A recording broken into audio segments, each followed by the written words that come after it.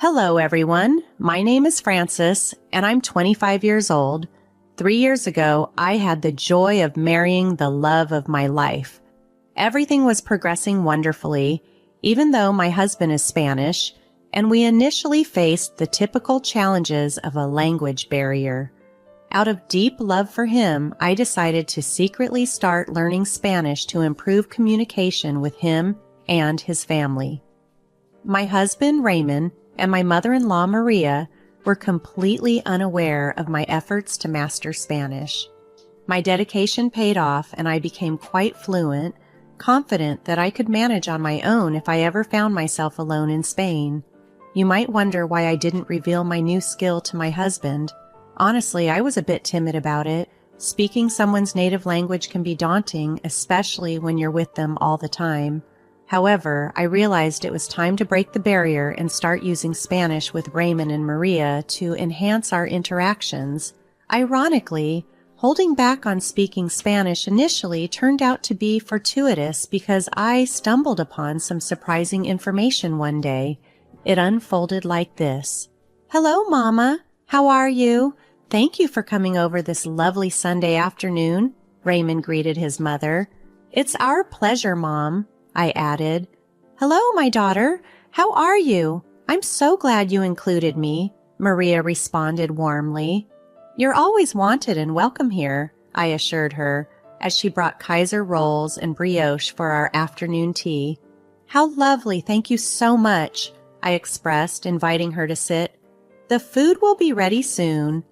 "No, I did most of the prepping, don't worry," Raymond whispered to his mother. "Thank God," she sighed in relief. Hearing this, I was taken aback.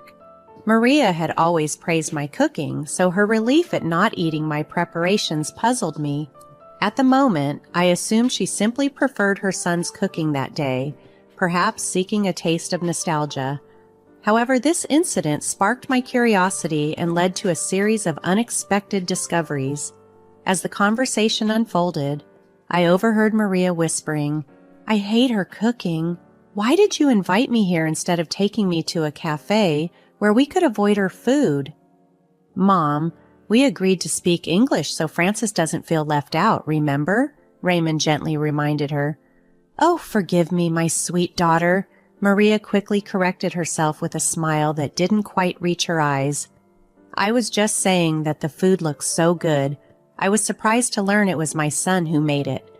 "Oh, how I wish it was you who had cooked. I love your cooking." At that moment, I was utterly baffled. How could she express such harsh sentiments in Spanish and then falsely praise the food in English?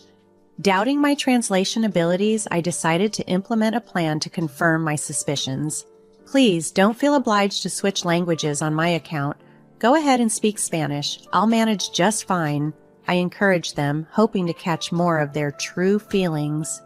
Unbeknownst to them, I had my phone set with the Google Translate app ready to record and verify their conversation.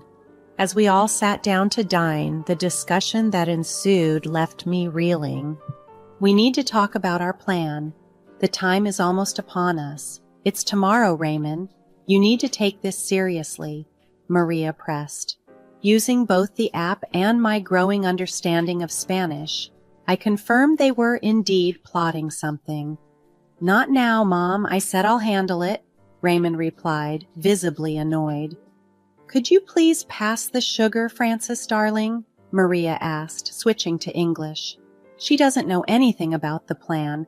I was just going to tell her I would be out of town." "Out of town? For what?" Confusion swirled within me. As I glanced down at my phone to follow the translations, they might have assumed I was distracted by something else. This lapse led them to drop their guard and speak more openly, revealing their true intentions. "She's not too bright. Look at her glued to her phone. We can discuss this now," Maria whispered, not realizing I was following every word. "Okay, Mom. Fine. What do you want to discuss?" Raymond sighed. "The plane leaves at 4 p.m. Are you sure you'll be able to slip away from her then?" Maria queried. A plane? Escaping me? What on earth was happening? My heart pounded as the reality of their deception began to dawn on me, sparking a mix of emotions and a determination to uncover the full extent of their secretive plans.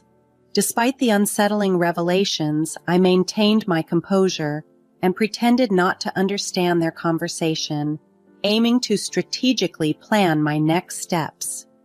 "Yes, Mama, I understand. I'll take care of it. It's crucial," Raymond assured Maria. "It's extremely important. If your great-uncle doesn't see us tomorrow, he might leave the house to someone else, like your cousin or your aunt. We can't let that happen." "No one needs to know about this house," Maria insisted in a hushed tone, glancing briefly at me before chuckling. "Oh, Mama, you're so funny. Don't worry, I just said that in English so she won't suspect what we're discussing." "Who, Francis?" "Yes, oh, sorry, my love. I was just asking who made this delicious tea. It's splendid." "That would be your talented son.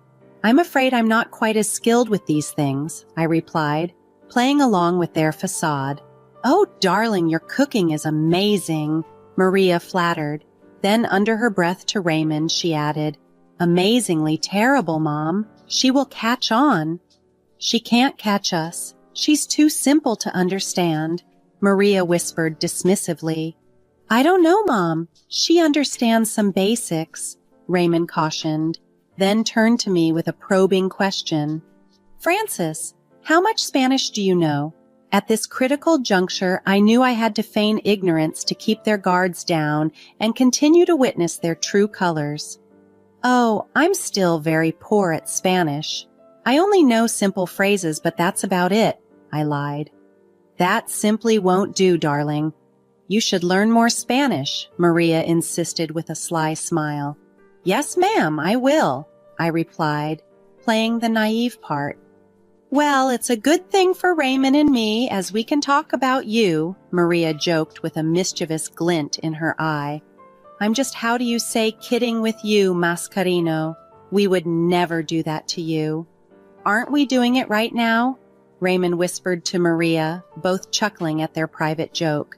Amidst their laughter, I continued to use Google Translate discreetly, validating their words.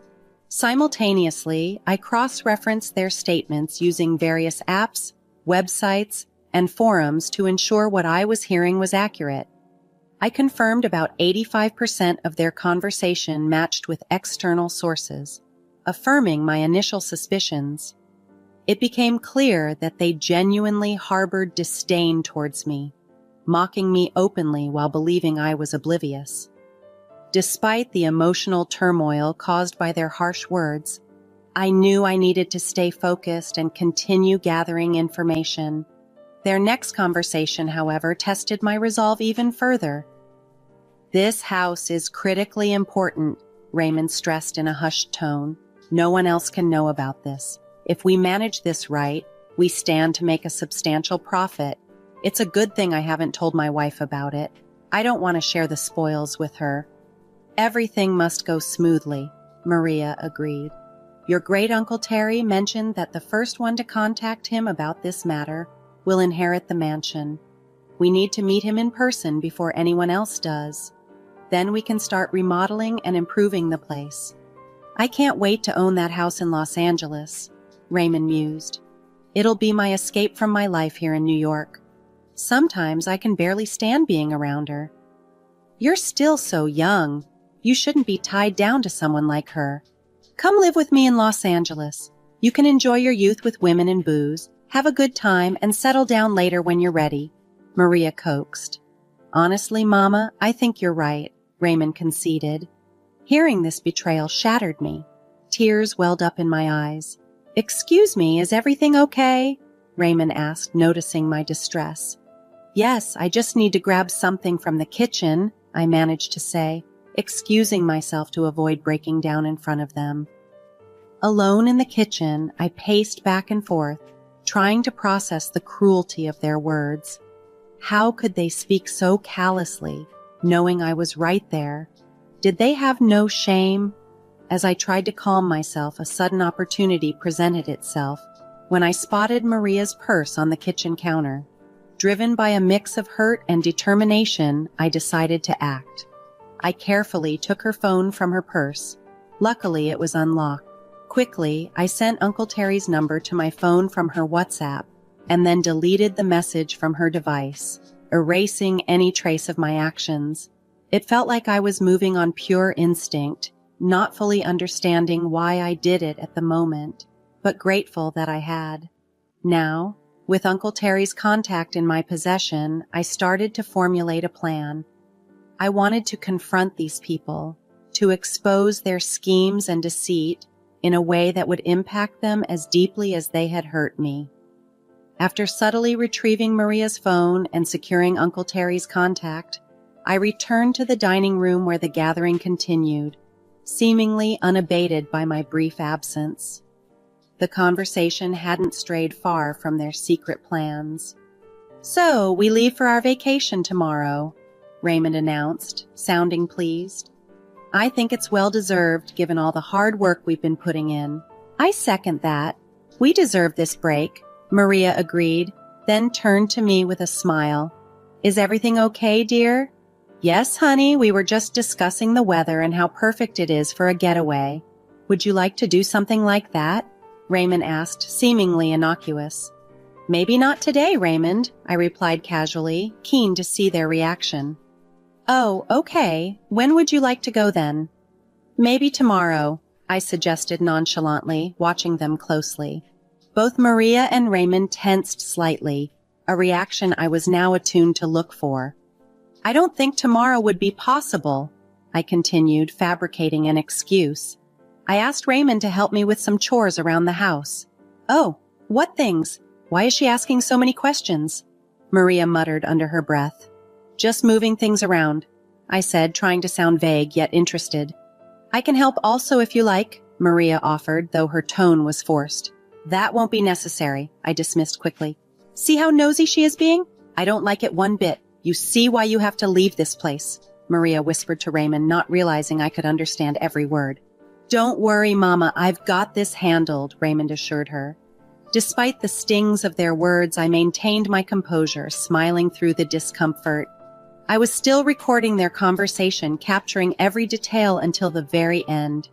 My proficiency in Spanish was solid, but I wanted to ensure I missed nothing critical.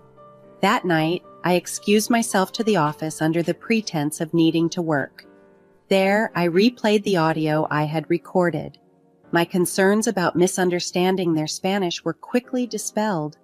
The clarity of their betrayal was stark. They planned to claim a house from Great Uncle Terry the next day, and their disdain for me was unmistakable, even discussing plans to leave me. A serendipitous bonus came when, during a moment of pacing in the kitchen, I inadvertently left my phone in the dining room, still recording. It captured Maria inquiring about Raymond's computer password and wanting to modify some details about their flight. With the password and flight details now in my possession, I had more leverage and information, further arming me for whatever actions I might decide to take next. I must have hit the jackpot when I logged into Raymond's computer. There, displayed prominently on the screen, were the flight details for the tickets he had booked. Overwhelmed by a mix of cunning and indignation, I couldn't resist the temptation to meddle. I changed the flight details, postponing their departure to the day after tomorrow. This small act of defiance was just the beginning of my plans. Having previously sent myself Great Uncle Terry's number, I was prepared to take the next step. "Hello, Uncle Terry, it's Frances," I greeted, my voice tinged with feigned cheerfulness. "Hello, darling. How are you? Is everything okay?" His voice came through, filled with concern. "Well, no, not really," I confessed, then proceeded to explain in detail the day's events. To bolster my case, I sent him the audio recordings of the conversations I had secretly captured, doubtful he would believe such deceit without proof. We ended the call briefly so he could listen to the recordings, and when we reconvened, his shock was palpable. "I don't even know what to say. How could Maria do this? And Raymond? They seemed so sweet and innocent when they were younger. How could they do this to you, to me?" he lamented. I know, it's a lot to take in. It was shocking to me too, I replied, grateful for his sympathy. You've improved your Spanish, well done, Uncle Terry complimented, trying to lighten the mood. Thanks, Terry, but now that we know this, what do we do? I asked, steering the conversation back to the pressing issue. Well, obviously they're not going to get the house, that's a fact. After hearing all of this, there is no way I would bestow such a lavish and honorable gift to people planning to misuse it with their evilness and foolishness, he declared firmly. Okay, I understand. It's your house, and you have every right to decide what you do with it, I acknowledged. Yes, surely I do. From now on, I will be ignoring their calls. Let's see how they feel about that, he resolved. Thank you again for listening, Uncle Terry. You are a kind and good-hearted person. Please don't let the ugliness of this world change that. I expressed my gratitude. Thank you for your time and willingness to hear me out. What you heard today couldn't have been easy. I applaud you for your stoicism and strength. Please take care of yourself, he replied, offering mutual support. Thank you, Uncle Terry. Good night and take care, I concluded, feeling a mix of relief and sorrow. With that conversation, I had effectively secured Maria and Raymond's downfall. The dominoes were all set. Now I just needed to wait for the right moment to tip the first one and watch the rest topple. Returning to the bedroom where Raymond was still fast asleep, the pain of betrayal gnawed at me. It hurt to know that my husband, whom I loved dearly, would treat me this way. If only he had expressed his feelings, perhaps we could have found a way to compromise, but instead, he chose a path marked by deceit, and now I was left to navigate the fallout. Having reached my limit of tolerance, I quietly took Raymond's phone and disabled his alarm. Without the alarm to wake him, I knew he'd oversleep significantly. Meanwhile, I packed my things and decided to move to a hotel for the night. Staying in the same house with him, knowing what I now knew, was unbearable. The next morning, chaos undoubtedly unfolded back at the house. I imagined Raymond waking up to a barrage of missed calls from his mother, frantically trying to pack last minute because he hadn't bothered the day before. The scene of his panic played vividly in my mind. My suspicions were confirmed when I received a frantic call from him at 3 p.m. Where the hell are you? Why didn't my alarm go off and why aren't you here? Oh, I decided to take a little vacation day for myself, I replied calmly. That's nice. A little heads up would have been appreciated, though, he retorted. Yeah, likewise, Raymond, I shot back. What do you mean? He asked, confusion in his voice. Anyway, that doesn't matter now. I'm running late for my my meeting with Mom. Why are you in such a hurry? I'm sure she wouldn't mind you being a little late.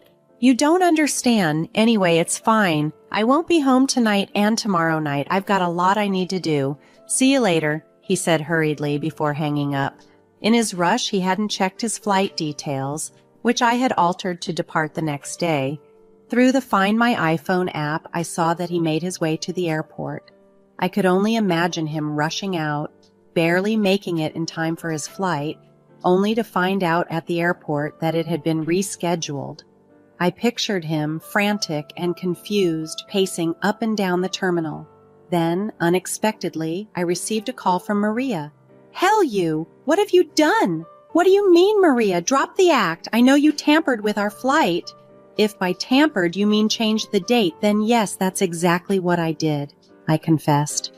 Why would you do that? She demanded. I was trying to help you out. Didn't you say you needed Raymond's help with moving some things around? I noticed you had the flight foolishly booked for today, the day Raymond was meant to help you. So I decided to change some things. You're welcome, I said, half sarcastically. Raymond, come and talk to your wife, Maria shouted, clearly frustrated. As I hung up the phone, I felt a mix of relief and apprehension. I had set things in motion and disrupted their plans, and now I just had to wait and see how everything would unfold. Meanwhile, the distance provided me with the space to think about my next steps and how to handle the unraveling situation with my husband. Before I could react further, Maria's enraged voice boomed through the phone. Before I reach through this phone and end this, Francis, I don't know what you've done, but you need to stop right now. Uncle Terry still isn't answering his phone, Raymond chimed in, sounding panicked. Try again? He isn't answering because he doesn't want to talk to you, I shot back, my voice steady and confident.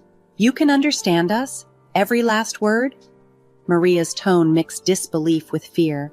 But how? Raymond demanded. I've been practicing, I stated plainly. I told you, Mama. I told you she might be able to hear us, he said, turning towards his mother. So that means yesterday you heard everything? Maria asked hesitantly. Yep. Here's what's going to happen, I began, my decision firm and final. I'm going to divorce your good-for-nothing son and leave you two to your own devices. Have a blessed day. Oh, and by the way, the next time you want to talk about someone with them being right there in the room, make sure they don't understand what you're saying. Have a nice life. I hung up before they could respond, severing the conversation and their manipulative hold over me. Later that day, I received a call from Uncle Terry. Hello, dear. How are you? His voice carried a soothing warmth. I'm a bit distraught. I just had an ugly fight with Raymond and Maria, and now I'm getting a divorce, I confided, the words heavy with emotion. I'm so sorry to hear that, Francis. It's part of life, I guess. How are things on your end? He inquired gently. Well, I finally picked up that call and I gave them a piece of my mind, and they are not happy, I admitted. What did you say to them? Terry asked, curious. I told Raymond that he's an idiot for treating you the way he did, and I told Maria that she's evil for roping her son into her schemes. And I also told them that I have given you the house. You what? My shock was evident. Yes, dear, the mansion is yours, even if you get a divorce from Raymond. It's all yours, and you can share it with whomever you please, Terry explained, his voice firm and decisive. I simply can't believe it, Terry. It's too much, I stammered, overwhelmed by his generosity. I wanted this house to go to someone kind and compassionate, but also tough and strong when you need to be. And that's exactly who you are. A house is the least I could do after all the stress and turmoil those two put you through. The house is yours. Take it. With that, I not only managed to extricate myself from two toxic people, but also unexpectedly secured a future that promised new beginnings and freedom. Uncle Terry's unexpected gift was more than just property. It was a testament to faith in my character and resilience, empowering me to start anew on my terms. Despite the challenges at heart, the entire ordeal also left me with a multi-million-dollar mansion, a prize that Maria and Raymond had long coveted. The sight of me inheriting the house they had always dreamed of owning drove them to the brink, resulting in them sending me constant death threats. However, I handled their anger and resentment with an unshakable calm. Instead of engaging directly with their threats, I would simply respond by sending them pictures of various luxurious parts of the mansion. Each photo served as a stark reminder that the mansion was mine alone, not theirs. This form of silent but poignant revenge was profoundly satisfying. It was luxurious retribution, served cold,